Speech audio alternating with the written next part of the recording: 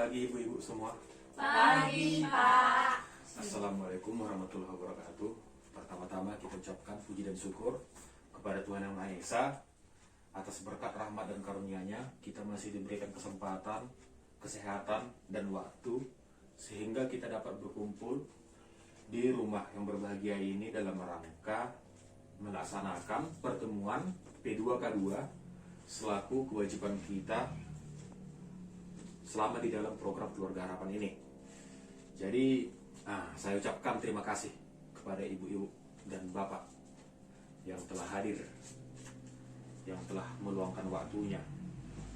Saya harapkan semoga sampai nanti pertemuan ini selesai kita tetap berada di sini, karena akan ada materi yang kita sampaikan, dan semoga materinya nanti yang kita sampaikan di sini, semoga materi yang kita diskusikan di sini akan bermanfaat ke kehidupan kita. Oke, ibu-ibu, bapak-bapak. Oke, Pak. Oke.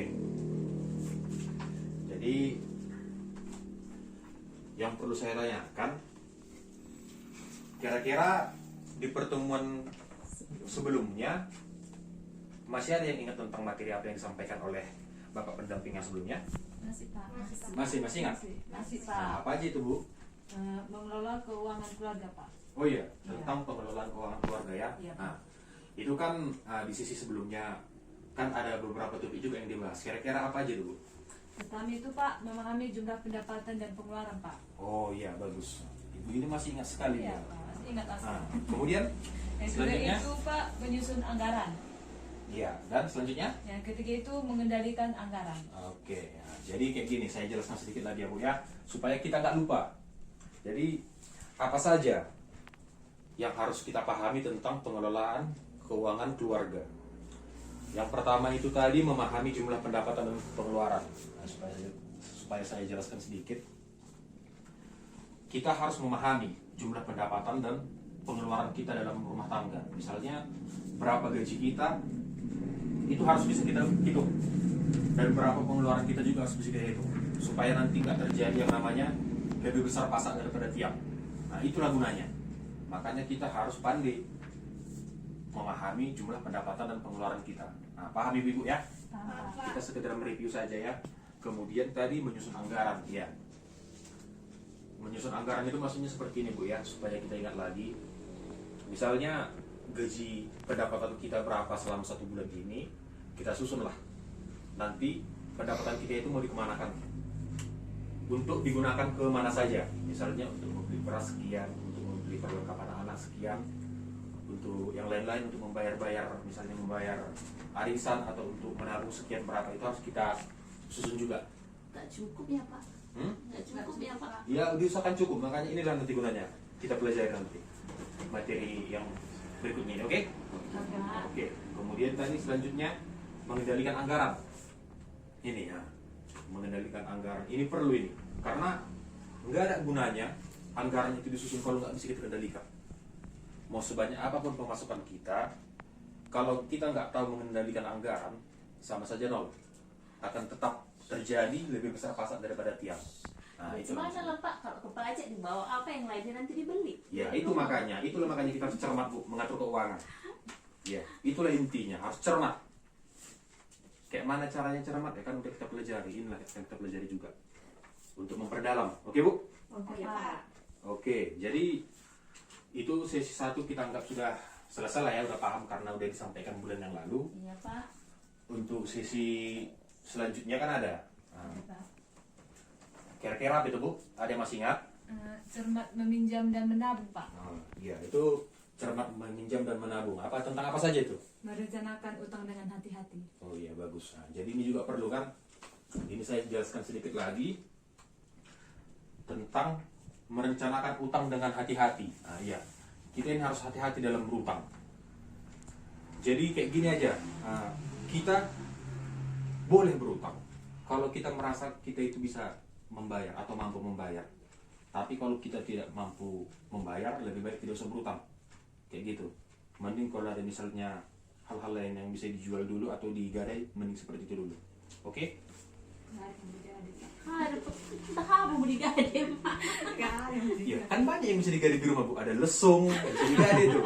Kompor. Lesung, kompor, bisa Nggak digali. masak lagi nih. Nah, oke, jadi untuk langkah berikutnya itulah yang akan kita pelajari pada sisi ini, yaitu memilih tempat meminjam. Nah, itu dia, memilih tempat meminjam. Jadi sebelum meminjam akan saya bacakan apa saja yang harus kita perhatikan sebelum meminjam ini ya Bu ya. Jadi ini dia, sebelum meminjam, untuk apakah kita meminjam? Itu pertama kita harus tahu untuk apa kita meminjam. Nah, yaitu sebaiknya hanya untuk memenuhi kebutuhan, bukan keinginan atau kegiatan produktif. Nah, ini dia. Kalau untuk kebutuhan kita nggak apa-apa kita minjam kalau untuk kebutuhan, tapi jangan untuk keinginan. Ibu-ibu di sini pahamnya membedakan mana kebutuhan mana keinginan? Paham. Nah, kalau kebutuhan itu siapa yang tahu artinya apa? Ya, yang di rumah Untuk Pak. sembako. Untuk makan. Makan. Nah, kalau keinginan, Keinginan itu ya maunya Beli berak, babot, ya, beli baju. beli baju, beli bonding, salon ya. ya. Salon ya, oke. Saya jelaskan sedikit ya antara perbedaan kebutuhan dan keinginan. Jadi kalau kebutuhan ini ibu-ibu, ini sesuatu yang kalau kita tunda akan berdampak ke kehidupan kita. Itulah dia, akan berdampak. Jadi contohnya kayak gini. Apa itu contoh-contoh dari kebutuhan? Misalnya untuk makanan.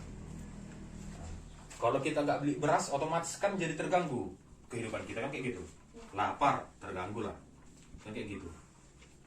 Kemudian kalau keinginan ini hal yang bisa kita tunda. Kalau kita tunda pun, itulah keinginannya. Kalau kita tunda pun, nggak terlalu berpengaruh ke kehidupan.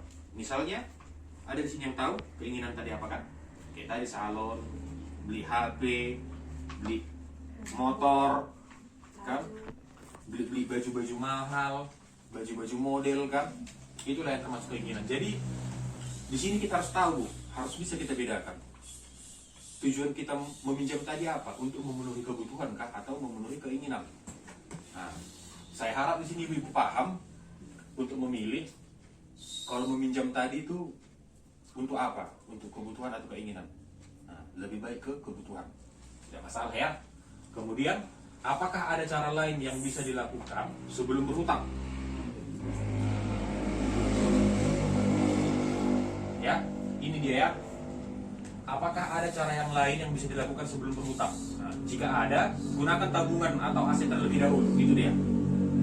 Jadi kita harus sebenarnya kalau kita masih bisa menabung, usahakan menabung lah. Siapa tahu ada kebutuhan mendadak, itu bisa kita gunakan dulu tabungan kita. Kalau tabungan kita nggak ada, ya bisa kita gunakan aset-aset kita yang lain. Nah, misalnya itu kayak yang tadi kan bisa kita gade-gade lesung, kan gade rumah, bisa. Atau kita gade dulu emas, itu bisa saja Bu, ya. Kemudian berapa besar kita perlu meminjam? Nah, ini perlu juga. Nah, jadi di sini dijelaskan sesuaikan jumlah pinjaman dengan kemampuan kita untuk membayarnya. Hitunglah berdasarkan jumlah pendapatan kita. Nah, ini perlu. Jadi kayak gini, saya jelaskan sedikit ya. Kita jangan meminjam, misalnya gini. Pendapatan kita selama 1 bulan itu cuma 2 juta. Tetapi yang kita pinjam itu lebih dari 2 juta. Misalnya 3 juta. Otomatis kan pembayarannya kan jadi terhalang, jadi terhambat. Karena lebih besar pasar daripada tiang. Kayak gitu dia. Kemudian bagaimanakah kita dapat membayar kembali pinjaman? Nah, ini perlu juga. Jadi sesuaikanlah waktu pengembalian pinjaman dengan pola pendapatan kita, tetap atau tidak, musiman atau tidak, dan lain-lain. Nah, jadi saya jelaskan sedikit tentang ini. Kalau misalnya kita meminjam uang,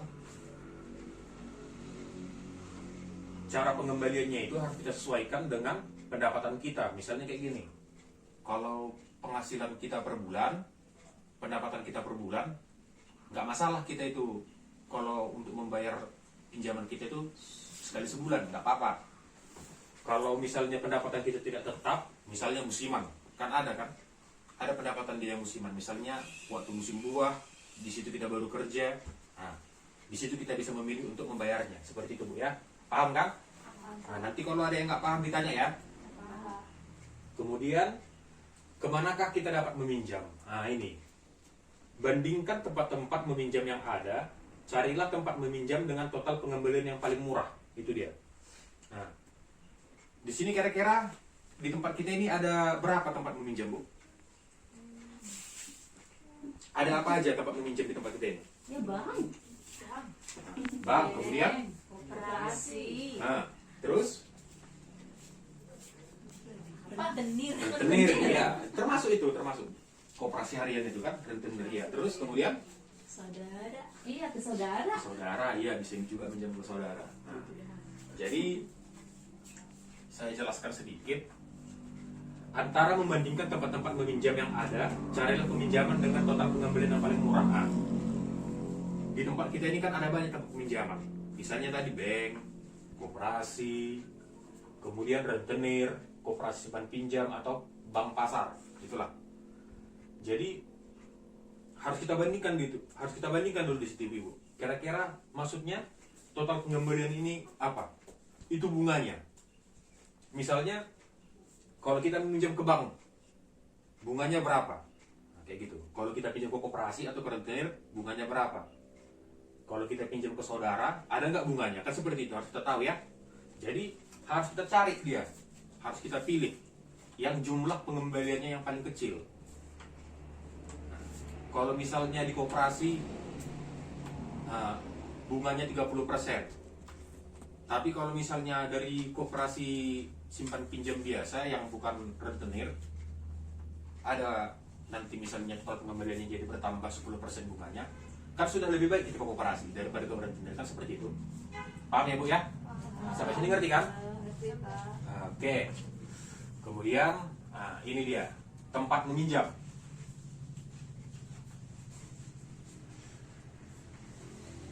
Tempat-tempat meminjam tadi kan sudah kita jelaskan kan? Sudah kita tahu juga bersama. Misalnya itu ada bank, ada rentenir, ada koperasi, saudara, bank pasar. Nah, di sini ada yang tahu artinya apa? Kalau bank itu kira-kira artinya apa itu? Ada yang tahu? Iya. Tempat minjam. Tempat menabung. Menabung dan meminjam. Iya. Kalau rentenir? Ya, tempat minjam. Tempat meminjam juga ya. Jadi semua memang semua tempat semua ini tempat meminjam memang. Tapi ada baiknya saya jelaskan lagi sedikit ya. Mengenai jenis-jenis lembaga keuangan. Itulah dia. Sebenarnya bukan tempat meminjam saja artinya, tetapi lembaga keuangan. Tetapi kalau kerabat itu bukan lembaga keuangan ya. Jangan pula nanti dianggap saudaranya jadi bank berjalan. Jangan.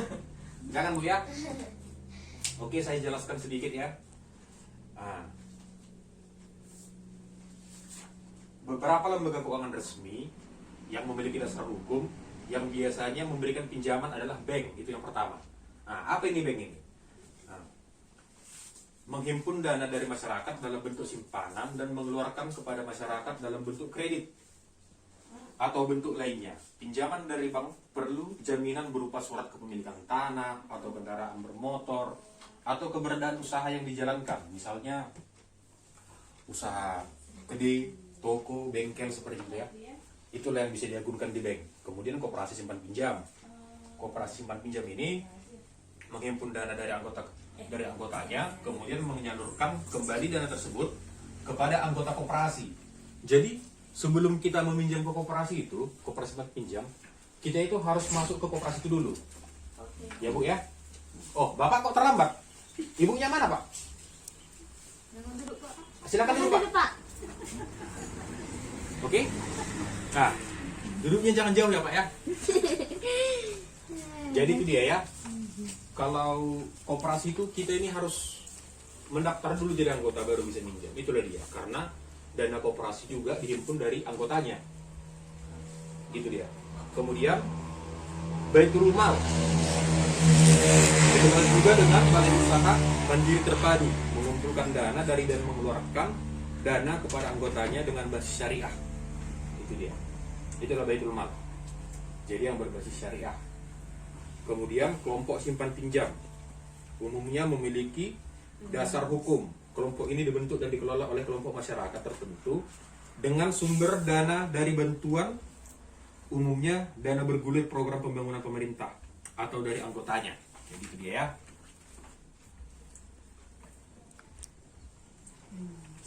Nah, jadi kita kembali ke sini dulu ya, biar cepat kita selesaikan nanti apa kita ini sisi kita. Nah, tempat meminjam. Tadi kan kita jelaskan lembaga-lembaga tempat meminjam kan. Kalau kita meminjam dari saudara atau kerabat, ini prosesnya cepat atau mudah? Belum tentu. Belum Sekarang tentu mudah. ya. Sekarang sulit. Iya. Nengok moodnya. Iya. Iya. Minjem ke bank terus ada Iya. Tunggu dulu, satu Bu. Karena kita masih membahas tentang kerabat. Nah, Ibu kerabat pun maunya diminta. Iya. Makanya kita bahas satu dulu, ya. Kalau dari saudara tadi prosesnya cepat atau mudah? Mudah lah sebenarnya. Tetapi belum tentu, kan gitu. Belum tentu di sini maksudnya kan belum tentu juga kerabat kita mau meminjamkan. Siapa tahu kerabat kita bokeh juga sama kayak kita, kan gitu. Apa yang mau dipinjamkan? Perlu jaminan atau tidak? Tidak. Belum tentu juga sebenarnya. Kan gitu. Ada batasan maksimal pinjaman nggak kalau dari kerabat? Ada. Ada ya. Nah, tapi tergantung juga kan gitu, tergantung kerabatnya. Bunga total pengembalian tinggi apa tidak kalau dari kerabat? Tergantung. Iya, tergantung juga ya. Nah, kemudian periode atau cara pengembalian bisa disesuaikan atau tidak? Bisa lah ya, namanya family kan. Nah, kemudian ini kita selanjutnya ke sumber yang berikutnya yaitu rentenir. Ini kalau di kampung-kampung dia ini namanya bank keliling. Prosesnya cepat dan mudah, ya atau tidak? Ya, Mudah ya, iya. Perlu jaminan? perlu. Rentenir perlu jaminan? Iya. Kalau Tergantung banyaknya. Oh, tergantung banyaknya. Kalau Iya, tapi biasanya kalau koperasi harian dia tidak perlu. Karena saya juga pernah meminjam ke rentenir. Itu dia Bu ya, tidak perlu. Nah, ada batas maksimal pinjaman?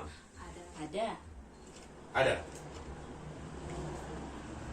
Biasanya tidak. Itu kalau rentenir. Namanya kalau rentenir, dia kan yang diintip dia sebenarnya kan bunga kita ya. Bunga pinjaman kita. Biasanya nggak berbatas. Makin besar pinjaman kita dia makin senang. Itu biasanya. Bunga atau total pengembalian tinggi apa tidak? Kalau dari rentenir tinggi ya. Alah. Jangankan bunganya, pangkal-pangkalnya pun tinggi ya kan. Saking tinggi. Periode atau cara pengembaliannya bisa disesuaikan ya apa tidak? Tidak ya. Nah, harus sesuai ketentuan ya kan. Kemudian kelompok simpan pinjam. Misalnya ini PKK, arisan PKH. Kalau ini prosesnya mudah apa tidak? Mudah. Perlu jaminan? Tidak. Ada batas maksimal peminjaman? Ada ya, betul. Total pengembalian tinggi atau tidak? Rendah. Nah, cenderung rendah ya. Kemudian periode pengembaliannya bisa disesuaikan atau tidak? Bisa lah ya. Oke. Kalau koperasi simpan pinjam, prosesnya cepat atau mudah? Rumit ya. Karena harus jadi anggota dulu kan gitu. Kita nggak bisa langsung pinjam. Gitu. Perlu jaminan? Iya perlu. Biasanya kalau di koperasi simpan pinjam perlu. Ada batas maksimal peminjaman? Ada ya. Biasanya kan ada kalau koperasi. Bunganya tinggi atau tidak? Koperasi lumayan rendah lah ya. Nah, karena kan nggak mungkin tinggi. Karena yang minjam di dalam anggota-anggota koperasi simpan pinjam itu juga. Itu dia. Periode pengembaliannya bisa disesuaikan atau tidak? Iya, tidak. Karena harus ada ketentuannya ya. Nah, kemudian bank pasar. Nah, di sini kan ada juga bank pasar kan? Kalau prosesnya cepat atau tidak? Rumit ya? Iya, betul. Perlu jaminan? Perlu lah, namanya bank. Semua harus punya jaminan kan seperti itu. Ada batas maksimalnya peminjaman kita? Ya. Bunganya tinggi apa tidak? Tinggi. Iya tinggi, itu dia kalau di bank pasar ini. Bunganya memang tinggi dan banyak yang mengeluhkan. Periode cara pengembaliannya bisa disesuaikan atau tidak? Tidak. Kira-kira? Tidak ya? Ya, betul. Jadi itulah dia. Makanya apa tujuannya kita bahas ini? Tempat meminjam dan sebelum meminjam ini. Agar kita tahu dan agar kita paham sebelum meminjam itu kita harus bagaimana. Itulah dia. Kemudian kalau memang terpaksa pun meminjam, sebaiknya kita meminjam di mana? Kan kayak gitu. Yang bunganya kecil lah Pak. Nah, iya betul. Biasanya memang seperti itu. Kita harus meminjam ke bunga yang lebih kecil. Oke, setelah ini kita apa dulu ya? Menonton film dulu ya. Oke? Oke Pak. Oke. Oke, kita barusan telah menonton film tentang Bu Lili. Tapi di sini kayaknya kita yang menonton jadi Lemas. ngantuk, lemas ya kan? Iya lah Pak. Kayak mana kalau kita yelil sekali dulu? Oke Pak. Oke Pak. Oke? Masih ingat yelilnya kan? Masih Pak. Masih? Lupa ingat Pak. Lupa ingat. Oke, saya ulangi ya. Kayak gini yelilnya. Uang tidak cukup, ya diatur dong, gitu ya. Oke Pak. Oke, itu jawabannya ya. Oke Pak. Oke, kita mulai ya. Saya bertanya ya. Ya Pak. Uang tidak cukup? Iya diatur dong. Oke, ternyata masih semangat. Oke, setelah kita menonton film tentang Bu Lili, kira-kira apa pesan yang disampaikan dari film tersebut? Meminjam harus dengan rencana yang matang. Oke, betul. Betul sekali Ibu. Jadi kalau kita itu meminjam harus dengan rencana yang matang. Ya. Jangan sampai kita lebih besar pasak daripada tiang. Saking besarnya pinjaman kita sampai membayar pun kita nggak mampu lagi. Ya Bu ya. Nah, jadi di sini pinjaman dengan rencana matang akan membantu kita menyelesaikan masalah. Itulah intinya. Namun demikian akan lebih baik jika kita selalu memiliki tabungan untuk berjaga-jaga. Itulah tadi makanya menabung perlu juga. Oke, paham ya Ibu ya? Paham Oke, Pak. sampai di sini ada pertanyaan? Udah jelas semua ya? Jelas Pak. Oke, kalau sudah jelas, saya ucapkan terima kasih kepada Ibu dan Bapak yang masih hadir sampai pertemuan ini selesai. Saya harap apa yang telah kita pelajari tadi bisa kita terapkan di kehidupan kita masing-masing, di kehidupan kita sehari-hari. Apabila ada salah, apabila ada perkataan saya yang salah, saya mohon maaf. Dan pertemuan ini kita tutup dengan mengucapkan hamdalah. Alhamdulillahirabbil alamin. Sekian dan terima kasih.